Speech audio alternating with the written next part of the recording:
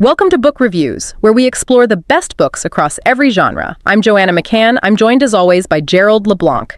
Don't forget to grab your free copy of the audiobook using the link in the description below. Let's get started.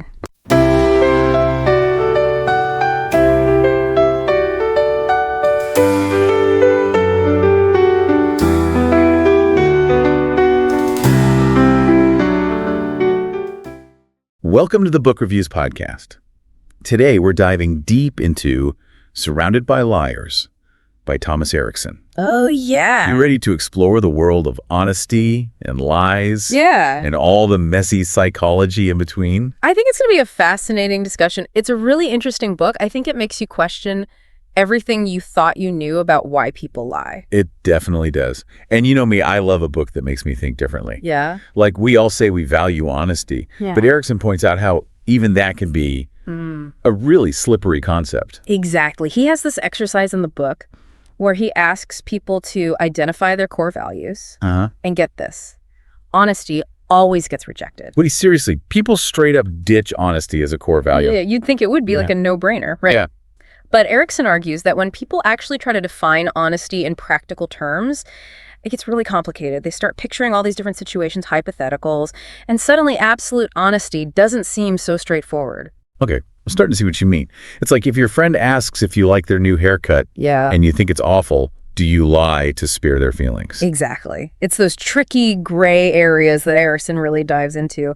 And he makes this point that not all lies are created equal. Yeah. Some are malicious, sure, but others are told with good intentions, like that classic example of a parent lying to protect their child. Like in the book where the dad sees his daughter's toy get crushed by a car, but tells her it's at the toy hospital to shield her from the sad truth. And while that might seem harmless in the beginning, Erikson kind of unpacks the potential consequences. That initial lie could lead to a whole web of further deceptions as the dad tries to maintain the facade. It raises the question, are we really doing anyone any favors with these white lies? That's so true. It's like one little lie can snowball into something much bigger. And it makes you wonder, when is a lie truly justified? It's a tough question, and Erikson doesn't offer easy answers. He encourages us to consider the potential ripple effects of our choices and to think critically about the motivations behind our lies.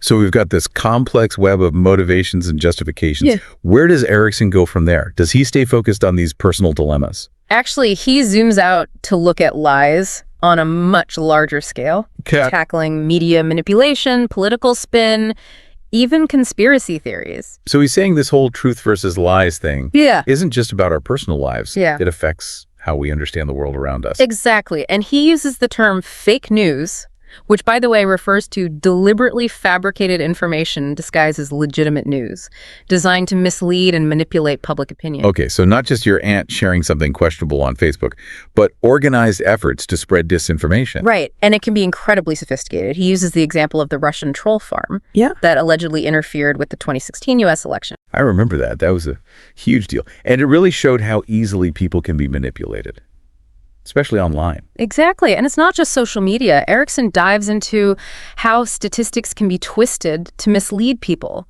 He talks about those old cigarette ads claiming more doctors smoke Camels to make them seem safer. Or what about that misleading graph Purdue Pharma used to downplay? The addictive nature of OxyContin. That one's chilling.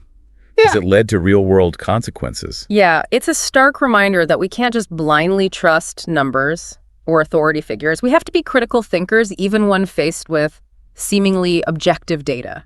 So how do we become better at spotting these lies? Does Erikson give us any tools or strategies? He does, and one of them might surprise you. The power of silence. Silence? How does that fit into a book about lives? Erikson argues that in this noisy world, silence can be a powerful tool. It's not just about being quiet. It's about choosing when to speak and when to hold back. You know, I never thought of it that way. But it makes sense. We're bombarded with information all the time. Maybe silence is a way to create space for critical thinking and reflection. Exactly. And he even ties it to the DISC model of personality types. Oh. You familiar with the DISC? I've heard of it, but I don't know the detail. Okay, so DISC. It's a model for understanding behavioral styles.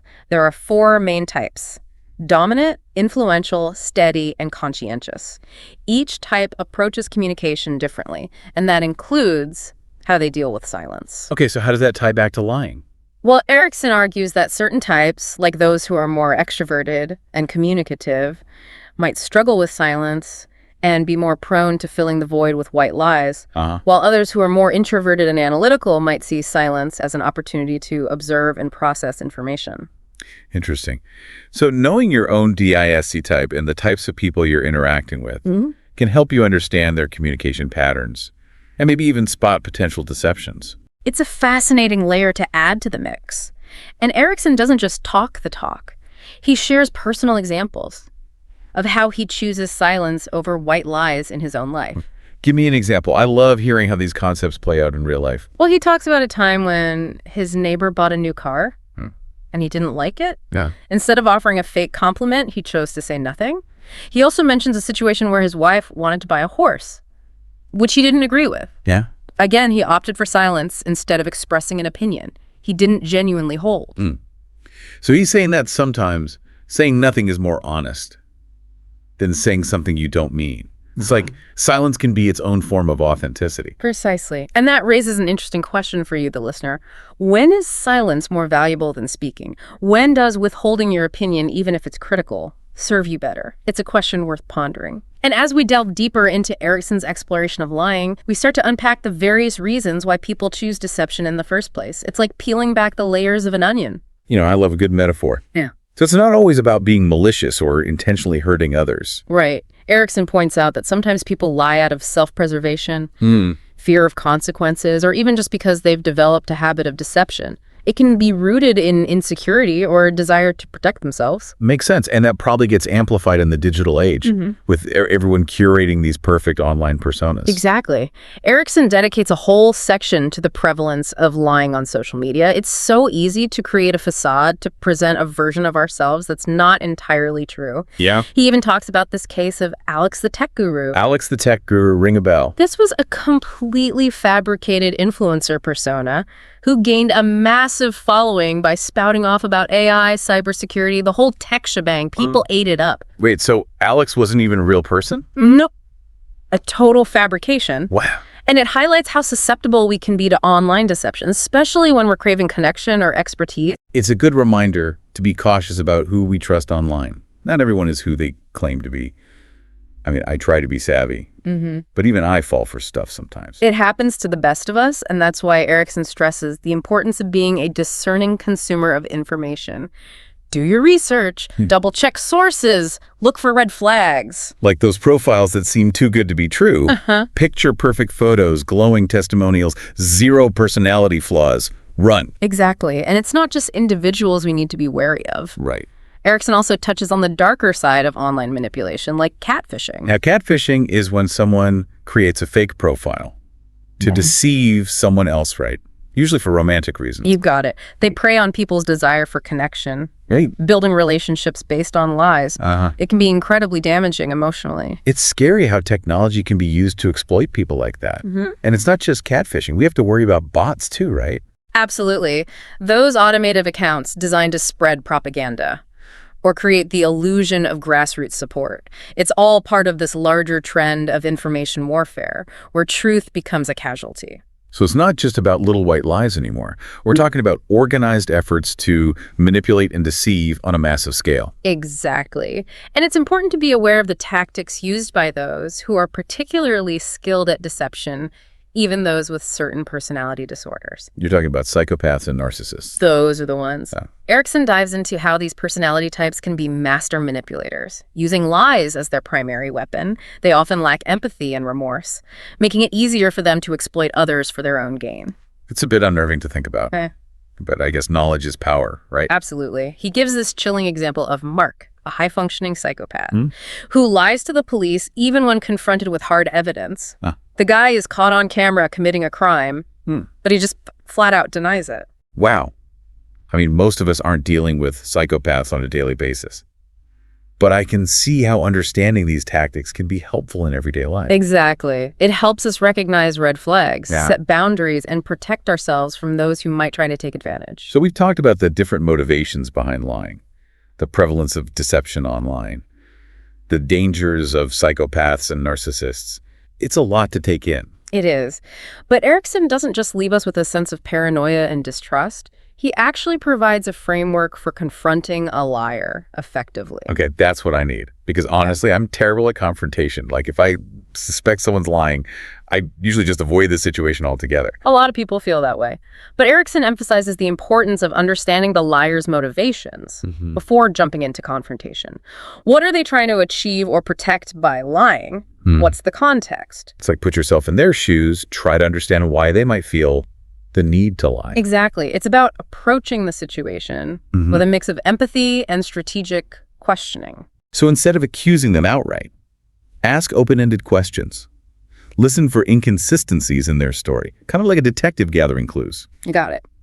And he offers some practical tips like choosing a neutral location for the conversation, using a calm and non-confrontational tone, and focusing on the facts rather than making judgments. Okay, that makes sense. Yeah. Because if you come in guns blazing, they're just going to get defensive.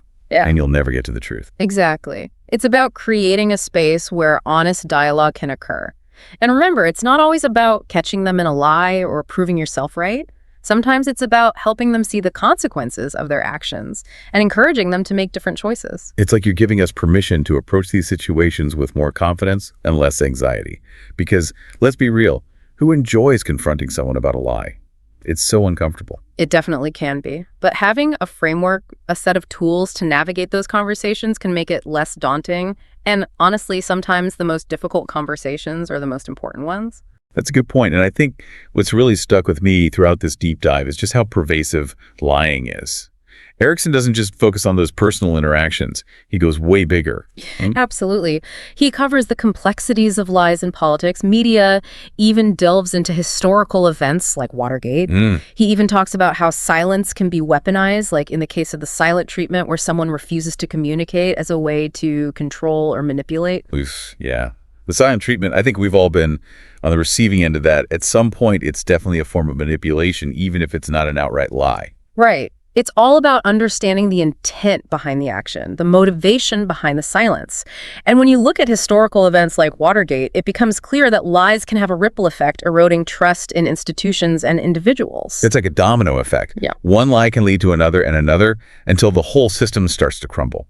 It makes you realize how crucial honesty and transparency are, not just in our personal lives, but in society as a whole. Couldn't agree more. And I think that's one of Erikson's key takeaways. In a world saturated with lies, we have a responsibility to be vigilant, to be critical thinkers, to question what we see and hear. We can't just passively accept information anymore. We have to be active participants in seeking truth. Exactly. And that brings us to a final thought-provoking question for you, the listener. How can you apply these insights to become a more discerning judge of truth in your own life?